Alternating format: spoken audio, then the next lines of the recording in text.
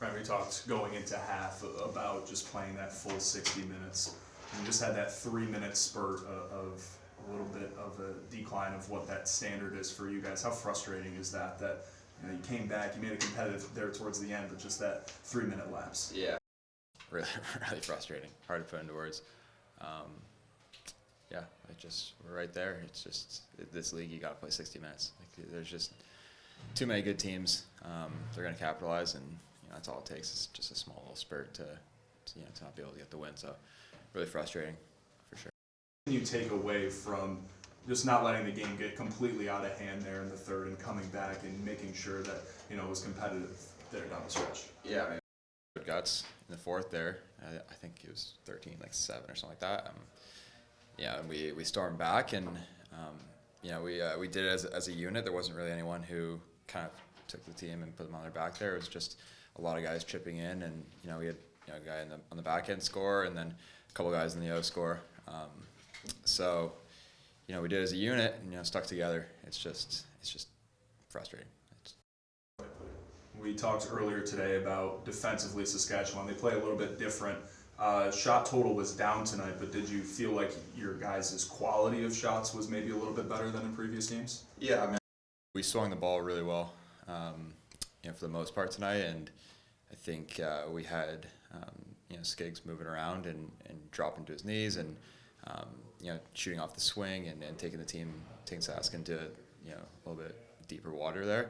So that might be why our shots weren't as high, and I thought they were good quality. It's just a post here, a post there, and just need one or two more to drop. Lucky bounces too. You got one from Connor on a rebound, and that kind of ignited some momentum for you guys. But it felt like this recent 3-game stretch, you're just not getting the bounces. You're hitting posts. You're not catching any of those breaks. Do you feel like that's just your time will come at some other point with the season with some of those chances? Yeah, that's just sports. Sometimes that's just the way it works. Where you feel like you're doing the right things. 95% of the play is done right, and then just like that last 5% of the ball being a couple centimeters in one direction or the other, and that's what it was tonight for us.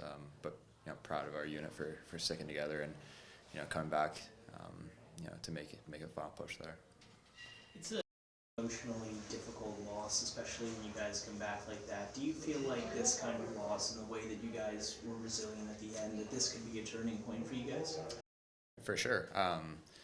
Like I said, I think that we showed guts, and we showed that we're a good team, and that we're not going to fold and back down, and when the going gets tough. And I think that there's a lot to take away from the game. Like we don't want to rest too much on the moral victories of we stormed back and hey, we're a post away, but at the same time you can use those in a sense as well to kind of build off of and hopefully turn that corner.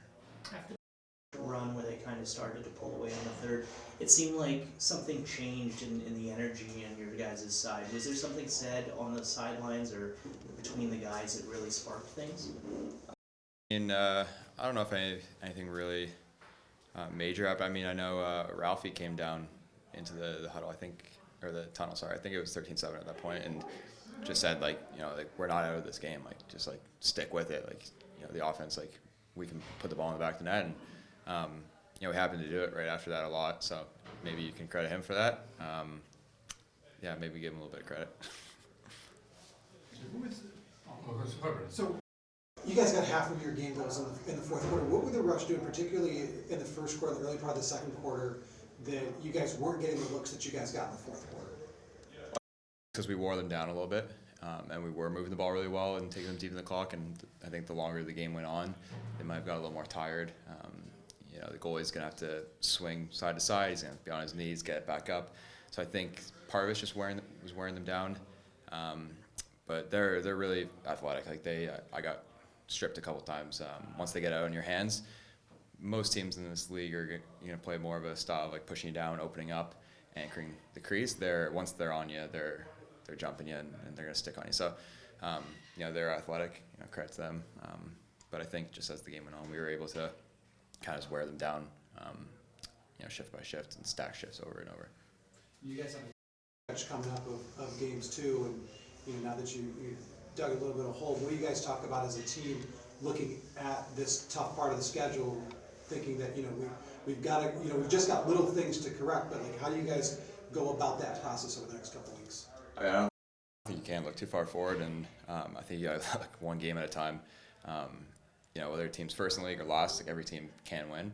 And so I think you just kind of prepare week in, week out for the team you're playing. You know, watch as much film as you can, do what you got to do to your body, and kind of come out and attack that team, and then not think too far ahead about who's next on the schedule and you know what's going on down the line. Just got week by week focus on the next team and prep as much as you can for them.